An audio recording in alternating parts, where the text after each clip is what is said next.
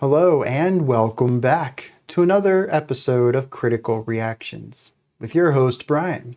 We're going to wrap up this week as we usually do by checking out a smaller band. Today we're going to look at Tardigrade Inferno. We're looking at one of their recent singles called Deadly Fairytales. This video came out in February 3rd, so a couple of weeks ago. I was immediately intrigued because there looks to be a Kazoo on the thumbnail here. So I know we have one member of the community who is disappointed every time we check out metal and there's no Kazoo. I don't know if this is metal, but there is a Kazoo and I'm excited about that. Let's dive in, see what Tardigrade Inferno is bringing to the table today.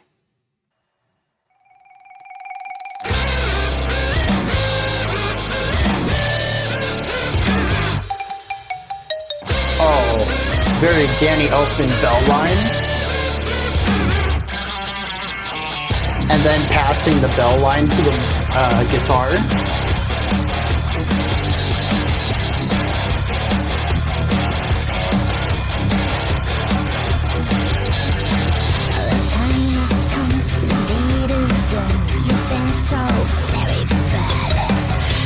Love the bass-led verse here.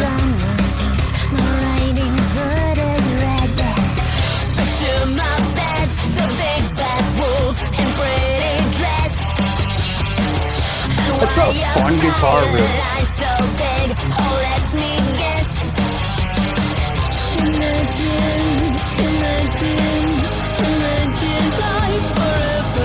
That jump.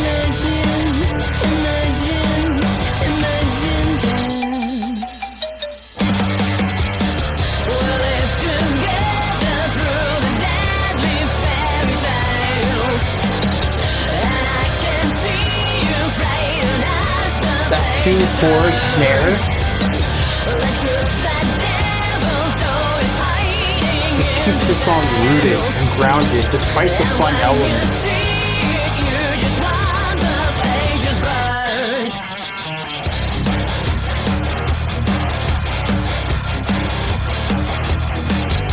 Nice variation on this guitar riff. It's a bit of the vocal line from the chorus.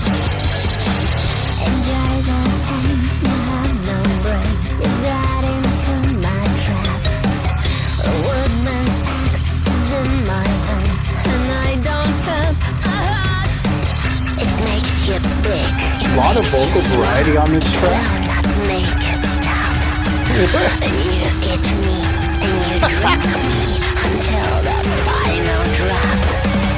Like a bee buzzing in my ear. That's fun. Ooh, those offbeat hits on that drum.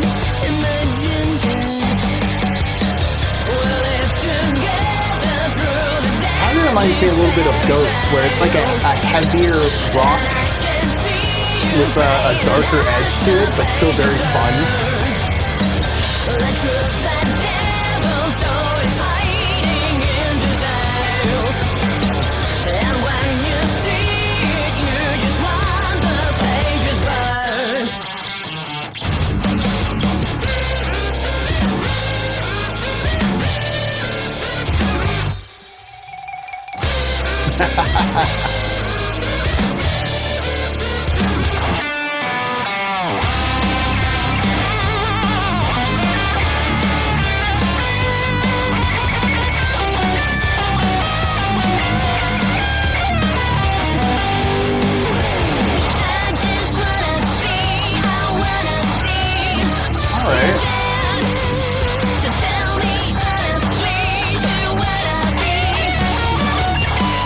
Oh, interesting placement there. Guitars are vocal center, guitar left, and on the very last line, the vocals cut out in guitar center.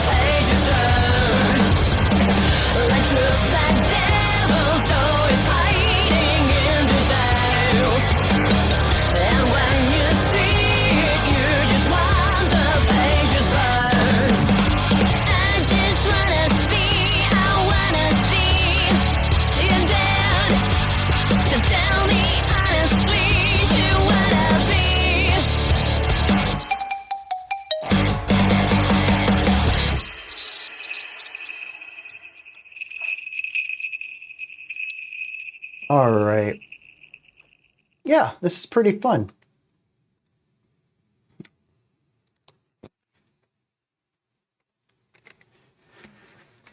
I dig that. Like I mentioned, it reminds me a little bit of Ghost, where it's a heavier type of rock, veers a little bit into the metal realm. I think the intro and the lead into the bridge were both very metallic. Um, it has a darker, heavier vibe to it, but it is fun. There's plenty of levity, both from instrumental lines like the bell, just kind of being this brightness against everything in there, the glockenspiel, but also from just the musical ideas. There's some stuff in here that's just fun. The riffs aren't heavy and gritty and face melting in your face. They have levity to them.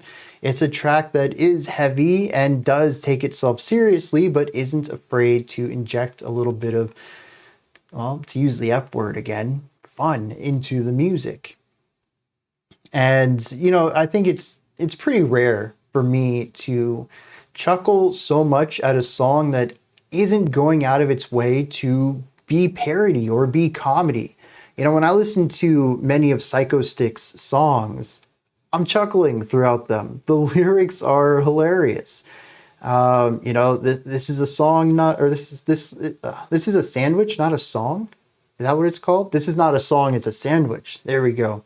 Or I can only count to four, the parody of the Drowning Pool song. Those tracks are funny. I'm laughing with them because they are doing musical comedy. I don't think this is a comedic track, but it still is fun and even funny. It put a smile on my face so many times. And it is, I think, a rarity for rock and metal to just not be super serious, but still be seriously done. It's very different from, like I said, comedy or parody music that happens to be rock or metal. And I just really enjoy that. Sometimes it's nice to get a good, a good bouncy track you want to jump around to, bang your head to, but also just makes you keep smiling. Smiling is good for the soul, man. Listen to happy music. I say that's all you metalheads out there giving me all this melancholic, nihilistic, dissonant death metal. I need some bright music in my life. I need some of this. Tardigrade Inferno, you did a wonderful job here. I really enjoyed this. There are a lot of cool technical things too here. I'd say that generally speaking, this is a pretty solid, typical hard rock song. We have an intro, a verse and a chorus, a verse and a chorus. We use that intro as a transition into the bridge. The bridge has a solo. We come back to a chorus. And then we wrap the song up on a slight variation of the post-chorus from earlier. So it does follow a standard line. It is bouncy, it is catchy, it is upbeat. There's not a lot of challenging, at least to listen to, melodies, harmonies, riffs, drum parts. It is definitely sitting somewhere into the mainstream realm, but I wouldn't say that that means that it is completely simple either and not worthy of dissection. There's some really cool ideas in here. First of all, one thing I pointed out at the beginning, which continued to show up, was the passing of the baton. Right at the beginning, we have the kazoo line, and then we hear our first glockenspiel. That line, in that same part, the second time through the section is passed to the guitar. The guitar does that descending line, and it's because it's using a new tone that's taking us into the general sound of the first verse. This is a transition idea right here by passing one melody to another instrument to gear us up for a new atmosphere. Phenomenally done, excellent. We see some of this later on in the post-chorus that borrows the melody from the chorus vocal line. And then even going into the guitar solo, this kicks off using one of the earlier vocal lines. I don't remember which one it is, and then decides to deviate from that. It uses it as a jumping off point. You find something familiar and you're like, okay, you hold the hand of the guitarist and they lead you to something new. I really like this. There are tons of great solos in jazz, but even in rock and metal, where the solo is going to start from a riff that was played earlier or a vocal melody that was played earlier, and then deviate from there and explore its own path. This is a phenomenal way of tying what is typically in rock and metal sort of an isolated event. Some solos just feel like the solo, and then you go back to the music. It feels like an isolated part of the track. And here it doesn't. It feels like an extension of what we had already been exploring. So this was really well done. And then the solo becomes the duet between the vocalist and the guitarist. So there's certainly some parts in here where there's more synergy between the instruments, and I really dig that. We also see some rhythmic devices being introduced early in order to set up where we're going next. This isn't necessarily a part of like baton passing, but it is a form of transition, of setting up a rhythmic idea so the listener can get used to it, maybe just a half of a bar or a bar early, so that when we push into the next idea, we're already prepared for it. This works really well in the places where we have a hard stop, which is used often in this track, and then start something new on beat one of the next bar. Maybe we have a beat or two of silence and then a hard entry into the next idea. And so setting up some of the ideas that we're going to helps alleviate some of the harshness of stopping short and then being launched into a new concept. And so I think that's why the track doesn't feel as disjointed as it could. So I really appreciate these little elements to smooth over parts of this track and allow it to be as cohesive and as strong as a unified vision as it is. The verse and the chorus are fairly straightforward. We also have the pre-chorus as well. All of this is fairly straightforward. We have a lot of chords coming from the guitars, a lot of pedal tones coming from the bass, and pretty straightforward drum parts, heavy emphasis on that 2 and 4 snare, which, as fun and light and bouncy as the song gets, the snare on 2 and 4 helps root it and ground it. If this had been, offbeat accents, hi-hat in between every beat, just get that really bouncy feel, this song would have felt like soaring. I think it would have been too much. So the drummer does a great job of really grounding this track despite the fun, bouncier parts to it. But yeah, most of this is fairly straightforward. I do like the kazoo. The kazoo just sounds great. I'm curious though, Tardigrade Inferno, if you happen to be in here, is that just straight kazoo, or what effects have been put on that? Because it obviously is paired along with the guitar. So we're getting that texture layering there as they're playing the exact same melodies. Maybe it's just hearing the buzziness of the kazoo with all of the distortion and effects of the guitar, and the kazoo just kind of molds into that, but it sounds massive. And I'm wondering what kind of production was put on the kazoo to, one, not allow it to get lost. Obviously, there's going to be some gain added to it to get it in line with the guitar. But, is there any extra distortion or compression put on it or any other effects? Because, I don't know, it doesn't sound like normal kazoo. It sounds great in this metal context. I would never expect that. So that was pretty cool. I do have to give some criticism though. I'm not a huge fan of the guitar solo.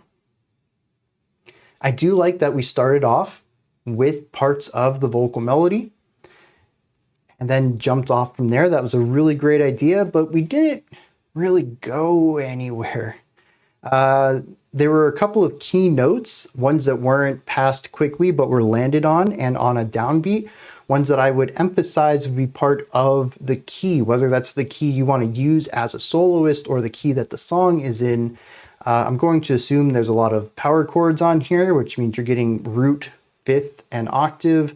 So you have anywhere you want. You can color whatever colors you want because there's not a lot of defined color palette here. And these note choices just aren't strong. And I don't know if that's because they're outside of the key, which some of them were a little tense. a little dissonant, which is typical. Rock and metal love dissonance, especially in their solo sections. And you ended it on a very tense triple chord, maybe? The first one that was off just felt like it was rough against the rest of the band, but the final note in the solo before you went to the duet, there was 2 notes or 3 notes being played on the guitar that were just incredibly unstable. I don't know if you're landing on fourths here. I don't know if you're pulling some notes from outside of the core feeling key of the songs. Like I said, you're not really in a key with only a root, a fifth, and an octave. The vocal melody is alluding to a key, given that it sings more notes, but the chords themselves are rather open and undefined. But yeah, there's just not a lot of strength to it. And the solo itself ends up feeling like it just flounders. It's just trying to hit some random notes and get through these 4 bars. And the 4 bars end abruptly as we move into the duet, where the guitar and the vocals sing the same line. There's not a nice fluidity into that. As much as I've praised this song having good synergy and fluidity throughout the track and passing ideas around in order to smooth over harsh transitions and to make everything feel connected, this was incredibly stilted. And just having the guitar, even just ascending thirds, something simple like that, and come up to that higher pitch that you're going to hit to do this duet, I think that would have worked well, because as it stands, it feels like we have these 4 bars and then these 4 bars, and they're completely separated, but really it should feel like a full solo. And these 2 ideas, I would prefer, I think, just to have them in conversation with each other, find a way to naturally move from one set of ideas to the next. But I do think that the duet is well done. Not necessarily incredibly deep, as there's really only 3 notes there, kind of focusing around a home key tone, moving away from it a little bit and coming back. The melody is not as complex as we saw with the vocal melodies earlier, but it works. It creates this unified moment that I think is rather strong, especially coming out of that weaker solo. So I think that's fine. It's just getting into it was really rough. And just, I don't know, there's so many good melodies on this track. It's weird that the guitar's melody just was kind of weak. Like, it wasn't really an idea of what to do with it. And then I don't even know if those notes were mistakes or not, but since they were left in the recording, I'm going to assume they were intentional, but it creates a vastly different atmosphere from the rest of the track. And it feels odd to me. Those are just my opinions, though. Music is not scientific. There's no rules on how to make music. So if you're really happy with the results there, I'm just some guy who didn't like it. But if you've always felt that solo was a little off, if you're the guitarist, these might be some of the reasons why and stuff to work on moving into future guitar solos. But other than that, I had a blast with this track. And I think my face showed that too. The bridge, I was kind of like, what? And then we got back into the chorus and I was back into grooving.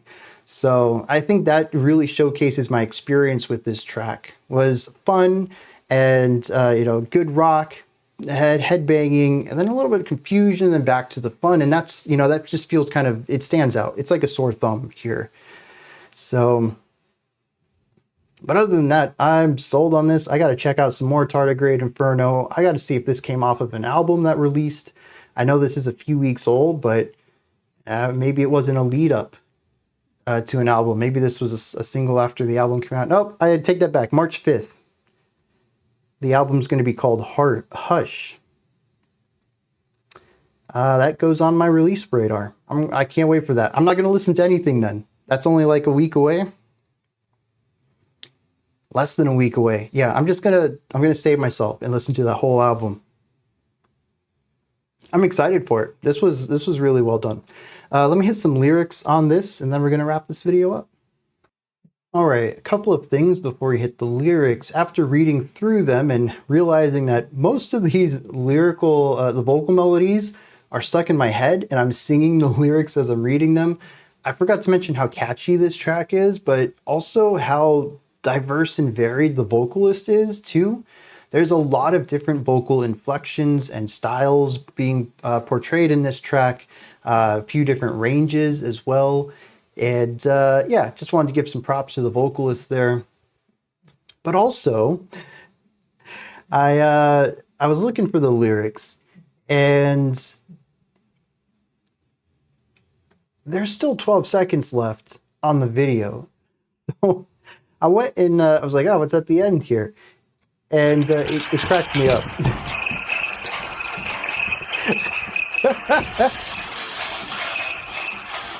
So this is what making a music video actually sounds like. I had always kind of, thought about it. No one ever has their guitars hooked up in music videos, but it never really dawned on me that it would just sound like electric guitars chonking along. But then also, the end of the music video, the vocalist was shaking their head and the bells were jingling. But yeah, that's going to be happening during the recording process too. That's hilarious. I did find the lyrics though in the description box underneath the video. It seems to be a murder song, maybe, done through the lens of fairy tales. At one point saying, enjoy the pain, you have no brain. You got into my trap, the woodman's axe is in my hands and you don't have a heart. It says it makes you big, it makes you small. You eat me, you drink me until the final drop. So it seems that maybe our protagonist has been on the receiving end of some toxicity. You eat me and drink me until the final drop. This is obviously also an Alice in Wonderland reference here, which fits along with the general fairy tale theme that's going on. But I would assume that because of that, they have chosen to enact murder on this person. They say, enjoy the pain, you have no brain. I have the woodman's axe, which is from Little Red Riding Hood. It says, and you don't have your heart anymore. The very first stanza, the time has come, the deed is done, and you've been so very bad. We have an allusion to the big bad wolf here, and that your frightened eyes are so big. The pre-chorus says, imagine life forever, imagine death. And the chorus states, we live together through the deadly fairy tales, and I can see you frightened as the pages turn. The truth, the devil's always hiding in the details, and when you see it, you just want the pages burnt. So basically saying you can see your future in front of you. You're basically reading it as clear as if it were a book, and your future is that I'm going to kill you. And you're scared of that. You're frightened. And you just wish that you could unsee this. You wish that you were anywhere else, that this prophecy of the pain coming upon you were not real. So yeah, that's the gist of this song here. And in case you don't get it, in the penultimate section before we hit the final chorus, the vocalist states, I want to see you dead. Just very clearly laying out the themes of this track. Yeah, we have an angry murder song going on here in a fairy tale theme. I suppose that kind of matches the track. It is more fun than I would necessarily expect, a song that says I want to see you dead. But, there's some levity by using all of the, albeit at times even cheesy, fairy tale themes. And I think that paired with the levity of the music, the glockenspiel, just the bouncy vibes, the da-da-dun-da-da-da-da, almost bringing that circus vibe to it, it is providing levity for a heavier topic. And even the heaviness of the guitars at the beginning, which I called metallic, kind of gives way towards something a little more hard rock or very light metal during the verse and chorus. The chorus is definitely very Ghost, very straightforward rock right there. And so we do have this heaviness that is contrasted with lighter ideas and guitar tones, and the lyrics have that same thing, the heavy ideas contrasted with the lightness of the theme. I suppose it does all come together at the end.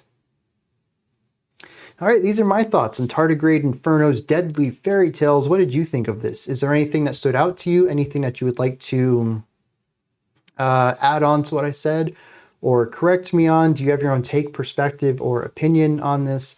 let me know. Toss all that down into the comment section below.